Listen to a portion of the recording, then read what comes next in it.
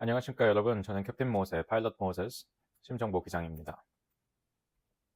오늘은 여러분들과 함께 제가 어떻게 파일럿으로서의 여정을 살아왔는지, 어떻게 제가 조종사가 되었는지 저의 스토리를 전달해 드리려고 합니다.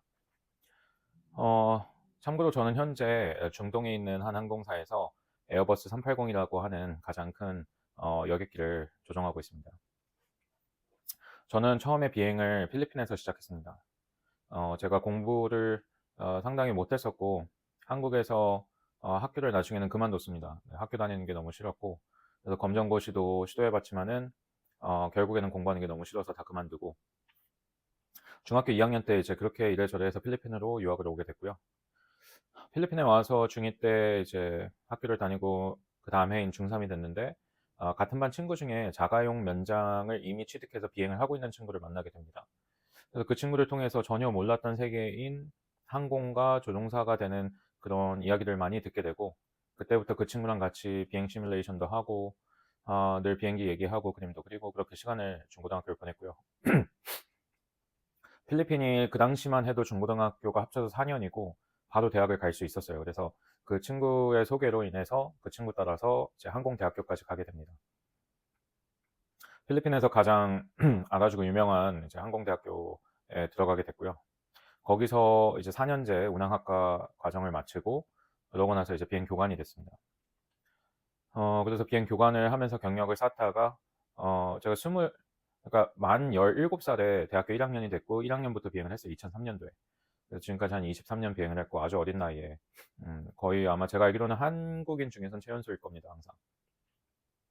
그래서 그렇게 비행을 시작했고 4년제 졸업을 하고 비행 교관으로 또 지상학 교관으로 이제 수업 강의도 하고 하면서 한 게 이제 20살 때 그렇게 됐고요. 그러다가 21살이 됐을 때 정말 그 은혜로 기적같이 또 항공사에 취업을 했습니다. 그래서 지역 항공사 사우디스트 에이션 에어라인이라는 시에어라고도 하는 회사에 취업을 하게 됐고 그러면서 참 대학 시절에도 근데 되게 좋은 경험들 많이 했어요. 특히 대학 시절에 기억에 남았던 기억은 에어쇼에 여러 번 참가해가지고 필리핀에서 있었던 학교 대표로 이제 그 포메이션 비행도 해보고 활주로에서 저희 학교 비행기 한 10대가 동시다발적으로 막 이륙을 해서 포메이션도 하고 브레이크어웨이도 하고 그 상태로 크로스 컨트리 비행도 가고 또는 학교 대표로 나가서 이제 풍선 터트리는 대회도 비행기 가지고 해보기도 하고 좋은 그런 기억들이 있고요. 결론적으로는 필리핀 전체 통틀어서 최초의 공식적인 교관 면장을 가진 교관이 됐었습니다. 그 당시에. 왜냐면 원래 그게 안 되는 건데 학교 이사장님께서 많이 도와주셔서 항공청에서도 처음에는 면장 자체가 안 됐는데 나중에 도와주셔서 이렇게 잘 풀리게 됐고 항공사도 마찬가지로 그 당시에는 저희 교관들이 5,000시간, 3,000시간 막 대부분 다 이렇게 갖고 있을 정도로 취업이 어려운 상황이었는데 신기하게 갑자기 막 다른 회사들에서 터보프롭 비행기를 가져오면서 이 회사가 갑자기 그냥 순식간에 조종사가 필요한 상황이 됐고 또 생각지도 않았던 분들이 여기저기서 도와주시면서 막 추천서도 갑자기 써주시고 생각도 못했던 분들이 그러면서 이제 이 회사에 들어가게 됐습니다.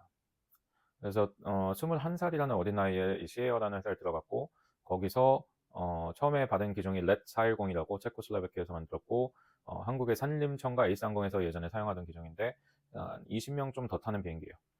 그걸 가지고 완전 산전수전 막 산으로 된 공항들도 다니고 막 흙밭 대부분 저희가 내리는 공항이 마닐라 공항 제외하고는 거의 대부분이 이제 잔디밭, 흙밭, 뭐 산 꼭대기 뭐 이런데 막 활주로 앵글이 슬롭이 4도 이상 되고 막 이런데 다녔습니다. 신나게 다니다가 그 항공사에서도 저를 좋게 봐주시고 또 제가 열심히 해서 좋은 성적들을 계속 내다 보니까 승급을 되게 빨리 하게 됐습니다. 그래서 그 위에 상위 기종이 그 당시에 도니어 328이라고 터보프랍 중에서는 ATR-8 비슷한데 이제 상당히 하이 퍼포먼스 클래스 칵핏인 기종이었거든요. 독일제. 예, 그 비행기로 또 한 1년 정도 됐을까요? 승급을 했고 1년이 안 돼서. 그렇게 비행을 열심히 하다가 24살이라는 어린 나이에 2010년도에 기장이 됩니다.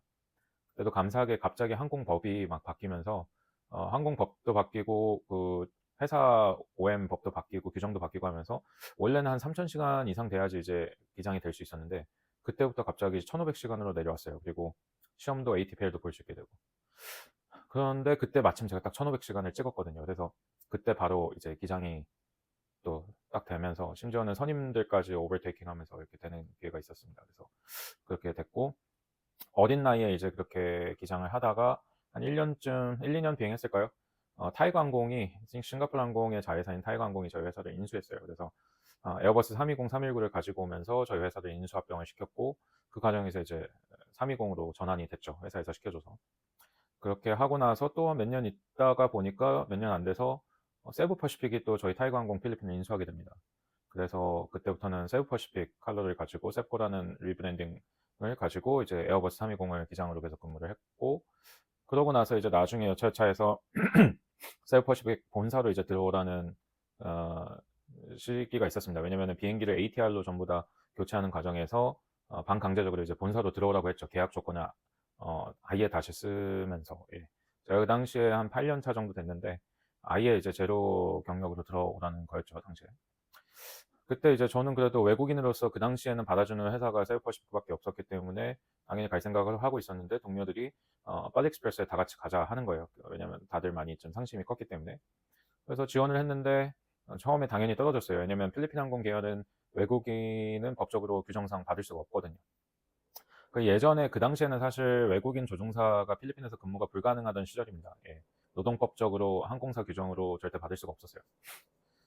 근데 CAO 들어갈 때도 마찬가지였고 예, 유일한 외국인이었고 예. 근데 필리핀 항공에서 처음에 당연히 서류에서 떨어졌는데 갑자기 같이 이제 단체로 가다 보니까 회사에 다른 동료들이 좀 이렇게 부탁을 많이 도와주기도 했고 또 제가 타이거 항공 시절에 저를 좋게 봐주셨던 에어버스 그 사설 기관의 교관 기장님께서 필리핀 항공 이제 높은 그 트레이닝 쪽에서 꽤 높은 포지션 출신이셨거든요. 그래서 그분이 저를 너무 항상 아껴주시고 좋게 봐주셔가지고 강력하게 또 추천을 해주셔서 신기하게 안 되는 거였는데 나중에 다시 불러줬습니다. 그래서 알고 보니까 뭐 회사 본사에서 경영진들이 저 하나 때문에 막 많이 이렇게 미팅을 해야 될 정도로 그런 상황이 발생했는데 결론적으로는 이제 받아주기로 하셨다고. 그래서 감사하게도 팔리익스프레스에 들어갔고 한 1년 됐는데 이 회사가 이제 자회사였는데 하이브리드 항공사였어요. 전 처음에 지역 항공사 경험하고 타이거 세븐은 완전 저가 항공이었으니까 경험하고 팔리익스프레스는 하이브리드라고 해가지고 저가도 아니고 풀서비스도 아니고 중간에 그런 회사였는데 거기서 1년 했는데 갑자기 또 본사 이제 필리핀 항공에 갈 기회를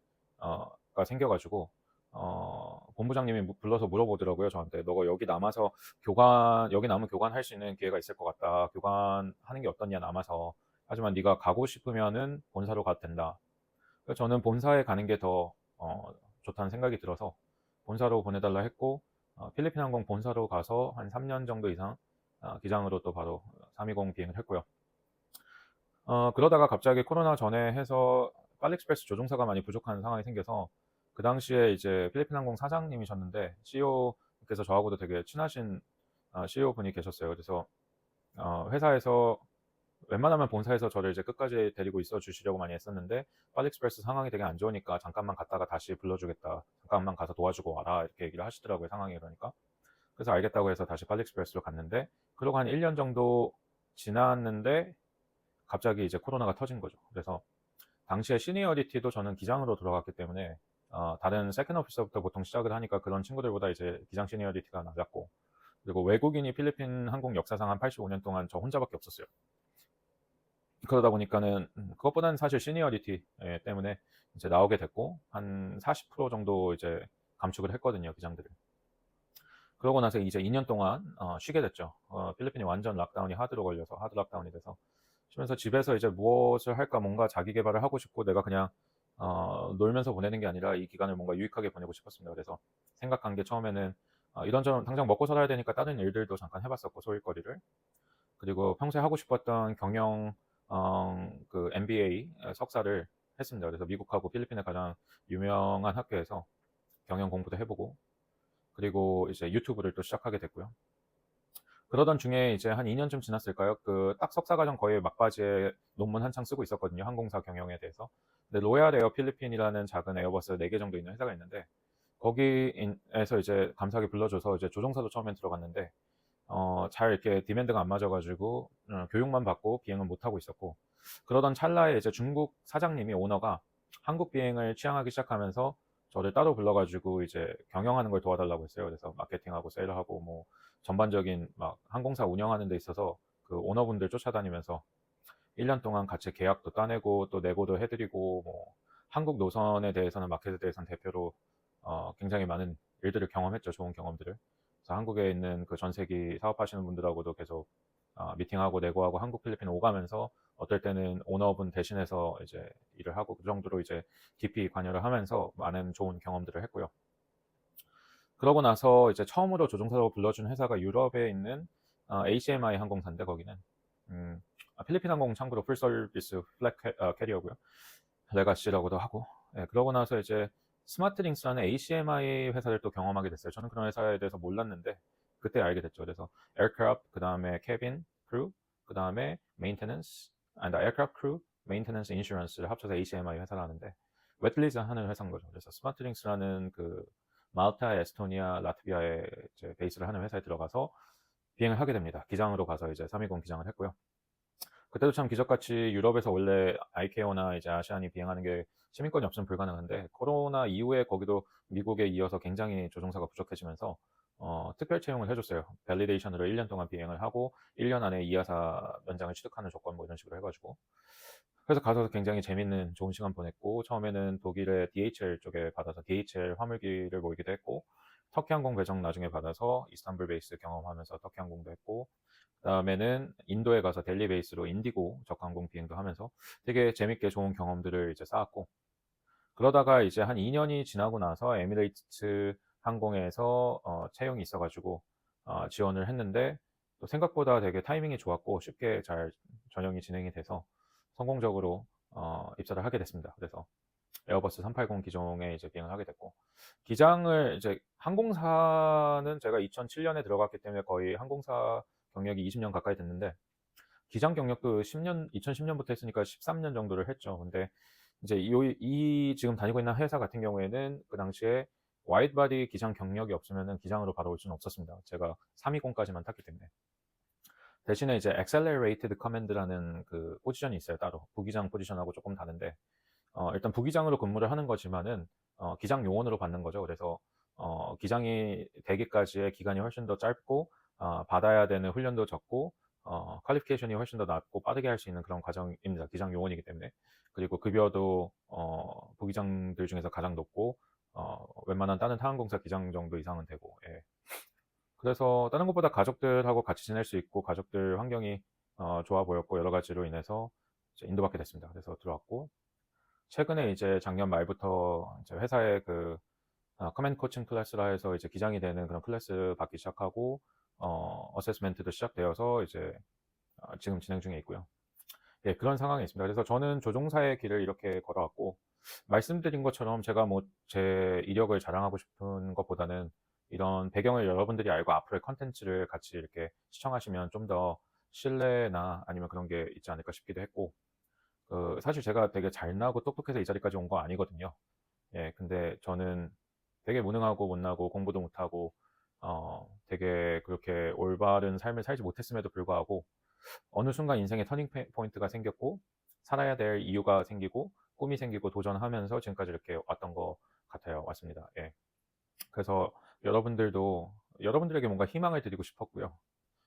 지금 나의 상황과 모습과 상관없이 정말 꿈을 가지고 성공해야 될 내가 이루어내어야 할 확신을 가지고 지금 오늘 내가 당장 지금 내가 해야 될 것을 하나하나 실천해 나가시면 여러분들이 생각하시는 꿈과 점점점 더 가까워질 수 있다고 저는 확신합니다. 예. 물론 뭐 그래도 안 되는 경우도 생길 수 있겠지만은 미래를 너무 불안해하고 걱정해하고 하는 것보다는 큰 꿈을 가지고 지금 오늘 내가 할 수 있는 모든 것에 최선을 다한다 보면은 그 작은 것 하나하나를 성취하다 보면은 어느 순간 시간표가 되었을 때 기회가 왔을 때 그 기회를 잡을 수 있다고 생각해요.